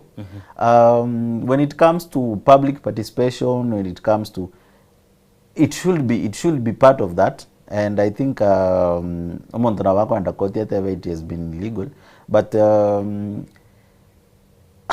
ni bandage ya kuwekelea kufunika. We have an issue. I think we can allow that to happen at the moment so that we can go back to the drawing board. Which other means can we use to ensure that we are stabilizing fuel prices? We need to get at least 15 more shillings down as a maguta onye kali 197. It should be the highest. It should have gone. It was supposed to be at least 5 shillings higher. Esengenjo no kora calculation with the landing cost. The margin it is a little bit high. Before the reduction of VAT tax, akaweka 206. Akata will reduce in 8% to 8% called 13, which is around 5%. Karawaka 5% ya mudana na wante kutikara 197. That wante kwenda so lower even than the previous time. So I don't think to calculate directly even. So if you do the math, the reduction here of 5%, it is 5% tax, not 5% on the price. On the price, yeah, on the tax. On the tax. So I think cumulatively ndio inakuja to 9 shillings. So from a liter, so if you do the reduction from 13 to 8%, ndio inakuja to 9%. 9%. Yeah, it is not a 5% on overall prices. Yeah. Kulende at the end of the day maguta atigere una ari 197 na magolitime aba chiga it is not a reduction, by the way. It was 30 shillings and then you reduce it with 9 shillings. It is not a reduction. It is not a reduction. It's an increment. It is fuel prices have gone high. But again, this walinguboling dirina key before April that I make such decisions. Of course, they brief the president. They have to brief the president. The president has got intelligence, knows it that prices will go higher by 30 shillings. But saying in Chotoli political days, ni pitisha kwanza hiyo 30%, kesho ni make declaration so that wana nimepunguza nionekane najali wa Kenya. But I can understand why prices have gone high, but I cannot really understand why prices are going that high with that big margin. Chibonta chimenta lakini nchimenta to that extent. To that extent. Yeah. Because ino nyoko ikarawane kana nyoko etiga wika gonyoke chimo kutaka na 9 shillings. Ya sector yoba sombi batini sector yoba sombi akani ngambali ko chiwe kimagulya babekire. Bago ikia. Abakanya banda bate bayati otunga ina okomenta na 30 kwa kaina 9. Sababu hiyo ukipigia hesabu mtu wa matatu mwambie mliongezwa 30 tumewapunguzia 9. Hiyo hesabu akipiga ingiani. Comment bado. Aingiani kwa hesabu yake ya so fair prices will always go high. Yeah. Kwenye romo hojo kabera mo kwanyu mure pense Geoffrey Gadi Gashagwa. Muti yenyu etrango so yemo gosebere. Kwenye professor is the truthful man out yanga pe yama batari machi moment rumuntu gaiga. Ba yende bata minute segi ngwe gote statement you. Yeah, it was I had the statement. Yes, it was coming. He saw it. Yeah. Not even him alone, but esengenjo amagutaito aitotoko Russia, Middle East, toko ya Russia, the Gulf countries. The moment it was a war zone, esengenjo Iran ilianza pia kurusha makombora to the sources mali si tunatoa mafuta. It was expected that kutakuwa na disruption of transportation of fuel. So it was anticipated worldwide that fuel prices will go high. I think about 20 to 30% of the world oil and fuel inapitia that Strait of Hormuz. So it was expected. The only thing is in China expected the prices chiganda igoro. I saw that April will be giving prices. My expectation was comment about almost 5 shillings, 5-4. I didn't expect 30 shillings. Niliona niko like, we? Abantu bamenta tamabuta korengana anomo bungo kiaru. Abantu bareme ya serikali n'abantu bamente kwirinde kwiragerwa bwabanyene na kwirageria ekiyekendrete gochakere umurobelio G2G ubwotenetie serikali kera serikali yaso yatabisie mwaka 2022 ya William Samoei Ruto nigo yachinyiti umurobeli bwo koreta mabuta goche mense ya Kenya akarusi private ibintu bya private na akatuguterare na akareta umurobeli kwa G2G na serikali uche serikali church country cha Emirates cha Arab Emirates na serikali yense ya Kenya serikali country cha Emirates ne bwate mirobeli ne bwate chikamanchabu na Saudi ama konto bwate Adnoc na Enoch echi chingana tekchika mabuta goche ya Kenya chinebyo mbese serikali bieme kabisa gari korende kero ikense ya Kenya igotagate serikali ya Kenya kaleta mabutayu n'abantu gete bari me serikali ya Kenya tego skan serikali direct konege to umurongeri bwa serikali Isaac Mwarabera ko bakawukana so boko musana abatebanga yaya igotwachite G2G sengencho mabuta nigo mabuta ko yarangere ko bari mese ya Kenya nigo konyora dola ya menta kanderi igori nyetanga kedo ya chite igoro nigo konyora abantu gete bari me yense ya Kenya bakumempireti amaguri ya mabuta na kunyabisa egento kyaro kaniko pingu sana no mubungo kyaro ndini nyoro na timaiti G2G ye gose kwanyigura G2G G2G na yegule twayasomire and nimbwate kuluna G2G yokoregasi. But first and foremost we can call out mobungo goro kwa Ndindi Nyoro. If you go back to clips Ndindi Nyoro nero lenge chairman we budget also korigel debates chair on speaker lenge bunge. Ndindi Nyoro was supporting G2G with blood and sweat. Ndindi Nyoro alikuwa na simama bunge akieleza wa Kenya vile G2G will bring price stabilization ya fuel. G2G will ensure that we have enough reserves ya dollars. Na akasema G2G will help reduce the crisis of fuel shortage. Now that he is outside government, he is very loud. Hiyo nayo ni kusema ukweli ni he has a point, he knows something that we don't know, but it is more largely a political gimmick that he is doing. Yeah. So now let's get into the facts zenye anaongea, tuache siasa yenye anafanya. Ukweli ni kuwa G2G ilikuwa arrangement ya Kenya na the United Arabs government. Reason ilikuwaga, ukikumbuka 2022 tulikuwa na shida sana ya mafuta. Petrol stations zimefungwa, watu wanakimbia na vibuyu. Ilikuwa imeletwa na there was scarcity of dollars. There was scarcity of dollars because ni private investors walikuwa nanunua mafuta na they were lacking dollars. Na ilifanya a strain in the dollar, mpaka sasa unapata dollar it is in high demand, ikapanda almost 164 if I remember well, that was the highest. So G2G ilikuja isaidie government ya Kenya na government ya huko. They had an agreement ya kuwa give me a grace period of 6 months, supply me mafuta for 6 months, mimi in 6 months nitakuwa nimegather enough dollars na kulipa. So on that ilisaidia the strain strain ya dollar, ile like kutafuta dola sana ikapungua. So kulikuwa na hiyo leeway that they give us fuel, we pay in 6 months.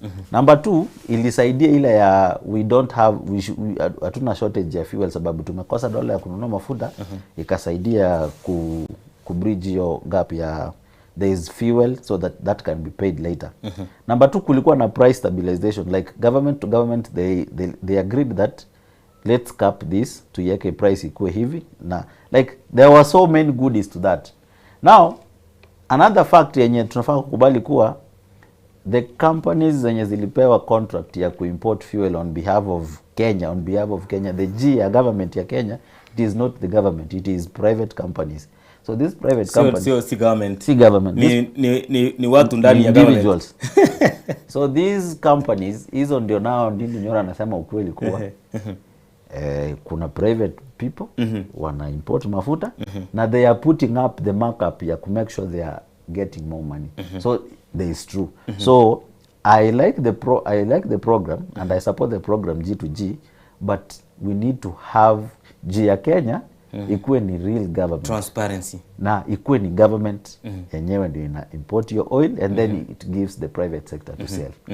Yes. Nte turategere nkwana timetu gose mu director na bwate nkwana ya Ndindi Nyoro igoro ya G2G monti mwire nayo nyako ya ukunyegereria ngorangana habuna kwegure una nkorengana ba akonyebeka garia tuchikorigereria abuna Ndindi Nyoro abete ko bakagukwana no erega nkorenga no erega Ndindi Nyoro gakwanite kabisa igoro ya mabutaria G2G kera banta bangi sabanete ko kwana igoro yo muroberi akoro kwa Jerina akoro kwa Jeria kirbo hagwacha live korbarin kingdom ya mono sogotegero muroberi oli mambi ya bonega ya sira kwa mogaso kigima nabaigo mama ke Ruth korwa maliba watching live ni kondani mbi ya mono kabisa akoro kwa Linet Kenani korwe kerenyo imiyanyamira listening live na akoro kwa ndio yuko kare Linet Kenani koraga kumanyire na bata maiti matena wakwani na tuyo junior korwe kerenyo wakwani bwe na Lamek Mogere manyeke na tuyo junior sana koranga moche moko mwaraga bwe ground chiza wacheke Linet Kenani wakwani bwe no Mogere yote me studio mambi ya bone gali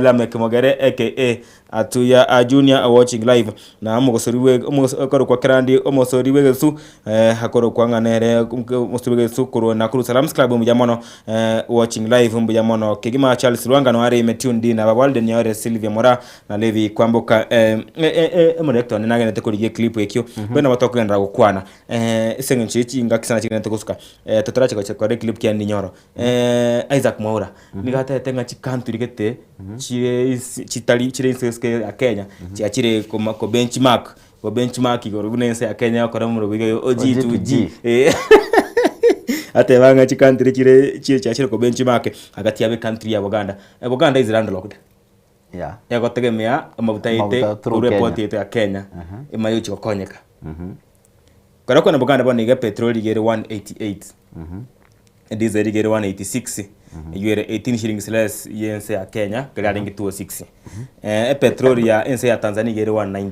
Uganda ere petrol petrol 188 diesel ere 186 shillings unato kwa naiga yense ya Kenya waniga yari 206 waniga yachire 197 igono chire ngachire igoro gabo kile landlocked time benchmarking kiye aliko kwa ndaiza kimoro kwenda wante tonyi arese Tanzania igere 190 ine petroli halafu diesel igere 189 ensi ya Rwanda ere igoro sana petrol igere 203 diesel ere 194 se ya Burundi ere 172 na diesel igere 169 chine country china bekeren sema torachigereria akiora kwande igoro ya benchmarking yense ya Kenya G2G na nki yakogera ense chini country chire economy ya beren sake wense ya Kenya akira gutabare sake G2G onye wache the benchmark G2G I saw it also back there when some countries chachire go benchmark on how G2G works. On paper, government to government agreement is a covenant ere buna toko yegugo. It is a good agreement. Na we agree, you supply me mafuta oyonkolera say price yenganaiga. It is a deal that we can agree. But ituma itene what other issues. Omondo korusko gocha ko yakore kwerende ko ye benchmark, you might be coming to benchmark the idea elia ko iguna it is well working in the country. From outside erana bama tena G2G is working in Kenya because there is no fuel shortages, there is stability of prices. So they will come for the idea. But the implementation, if they go and implement it without private individuals calling themselves government, then it's okay. But if they come and benchmark the same thing we are doing here, private companies, private individuals, and take them to the country, igo walikuja ku benchmark corruption. So igo bagocha Burundi ebwada mafutare 172 petroli echego benchmark ira negari yenye bekabe 197. So what I'm saying, the idea, not how we are pricing, and how we are doing it. The idea, we can have an agreement between Atuya and Omwaga. Yes, but now people can say that into what the agreement yengi, how we are doing business behind the scenes na rembe. In terms of prices, chia kwanza Rwanda au Burundi nilisikia there is lots of black market oil in the country. Burundi. So inachangia sana kwa hiyo price kwa chini. Number 2 countries like Uganda na wanapitisha petrol Kenya. Yeah. Uganda, sure. I think the only explanation I can give nearly na Uganda get fewer or lesser taxes on their petrol compared to us. VAT yao. Into oranyora maguta gwika Kenya at a landing cost of 90 shillings. Kwa wanakonyora almost 107 chegoro taxes. So kwa Uganda has fewer taxes. Esengencho we import through the same ebakuya maguta through Mombasa. So the price they buy at is the same price we buy at. One of what makes our prices higher nearly not to get too many taxes in compared to Uganda. Yeah. Igota gote banga benchmarking bagocha bacheke gosemba let them benchmark the idea but not the how we are doing it. Yeah. If they benchmark the how, then they are benchmarking corruption. Yundi ndi nyora aliko kwanira. Yeah. Tuguska motu sengecho chinga ki lamek timeti hagonte ngege clip kinkero teangu tiraga chesa ka keso wangu sana tumayochikana tuchikogendera guchimotu tabuna ninyora gukwana igoro ya G2G umuroberi oseri bokugara mu gutawo chimensi ya Kenya kati ya serikali ya Kenya na United Arab Emirates igoro ya G2G. This scam called G2G. G2G is a scandal, it is a scam, and it is a business for senior government officials in Kenya. G2G, there is nothing government to government. Saudi Aramco is government in their area. And also the companies in the UAE are owned by government in those countries. But the other G that should represent the government of Kenya. Kenya should know that there is no government there. These are self-interested, greedy leaders who are profiteering from G2G as Kenyans brace themselves with the pain at the pump. G2G, I want to repeat, is a kiosk. It is a business enterprise. It is a profit machine for senior government leaders in Kenya. And the companies that handle 75% of G2G volumes, the ultimate beneficial owners of these companies are the same people who added fuel prices yesterday. That for them, they would rather make profits from their G2G arrangements and illegal businesses, but Kenyans to shoulder the burden and the cry. The most unfortunate bit is that they have now extended that grid from now downstream to midstream to all the levels of fuel production in Kenya. That the same cabal in government who are profiteering from G2G, they have now taken Kenyans' resources in Turkana. That the oil in Turkana does no longer belong to Kenyans. It now belongs to greedy leaders. The same people profiteering from G2G, they have now stolen the Kenyan fuel and oil in Turkana.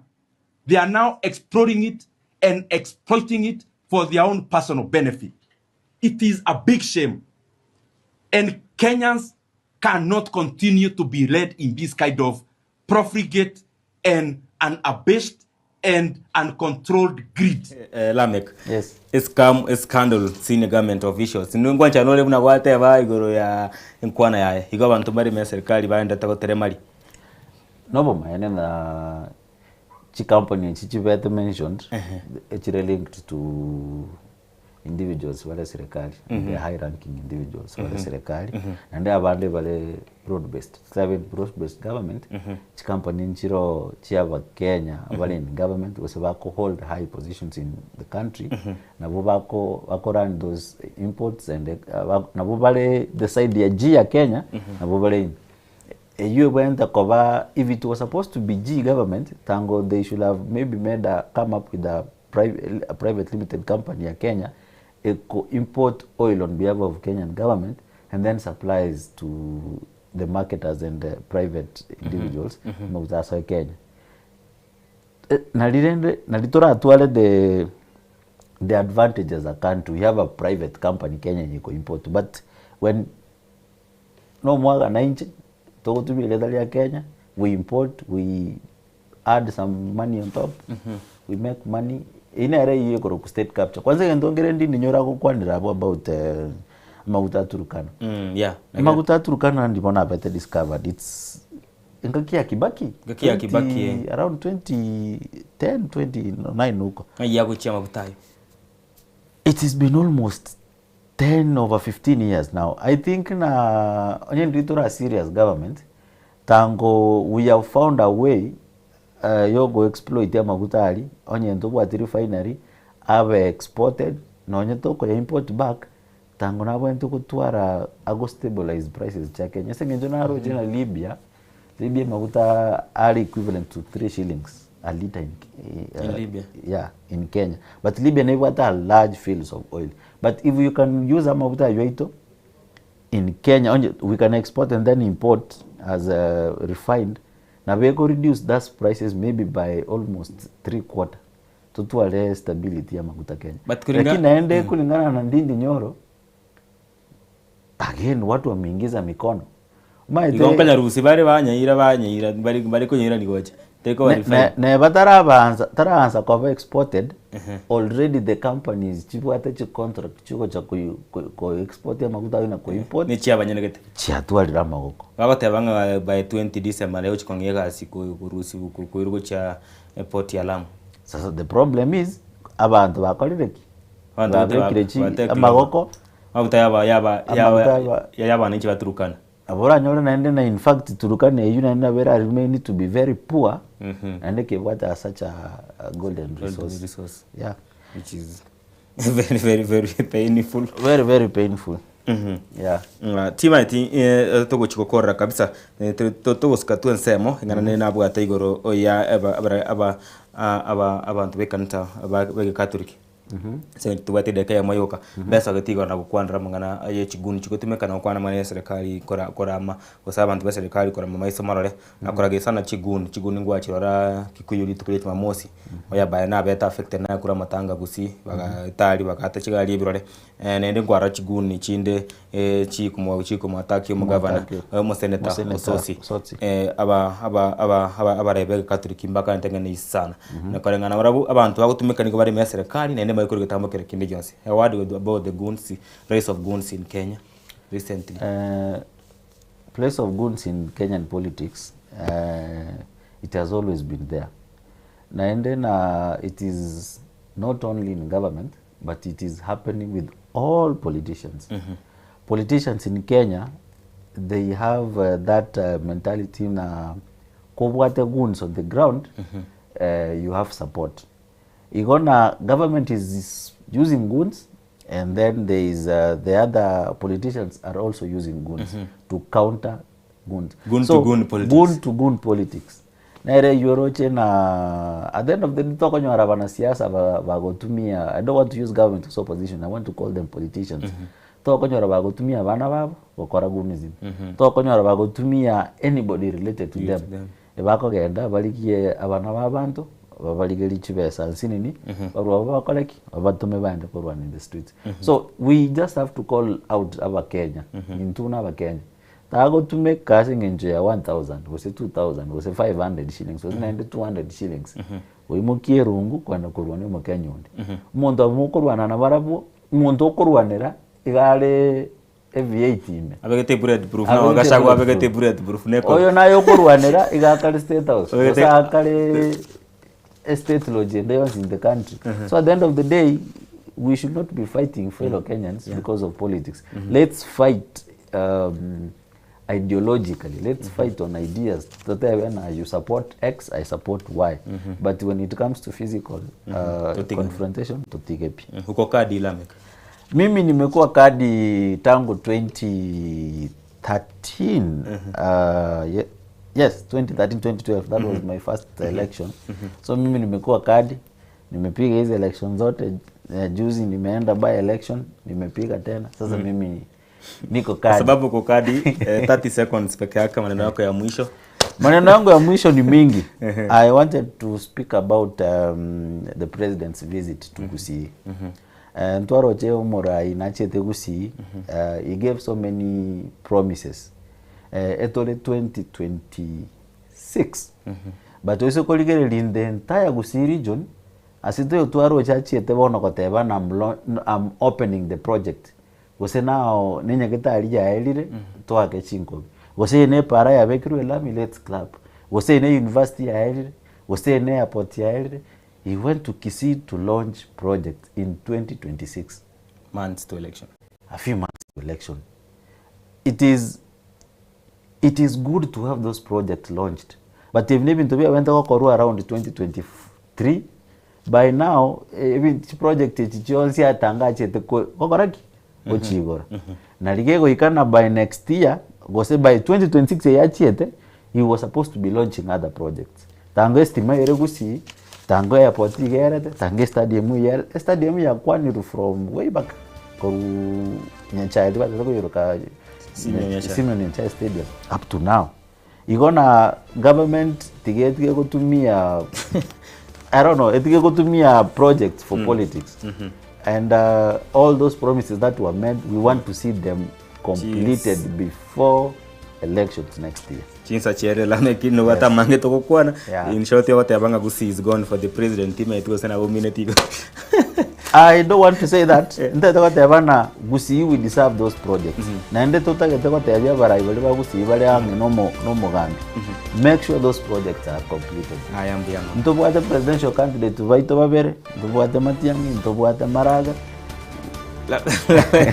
Tutangina Lamek atuyo mwancho mwibia chinsa chere kabisa bakomyo kigaiga korende nyoranga tungana director zaka mwana Joshua Nyuma wekana ngo ko romo rogwetro biri to chitumane na Lamek atuya tutwa chinga kinyige to kwana mangana mange igoriege siasa na siasa chero gongo rwa Busindo chenga igagwata mangana mange kirage koro kwa Daniel Omwaga abuno ngo bitero mu rogwetro bini mambi ya bono igago somo gasobone igambi ya mono osogo cha kugete serije to kiabene Egien Soko TV mogaso motweleru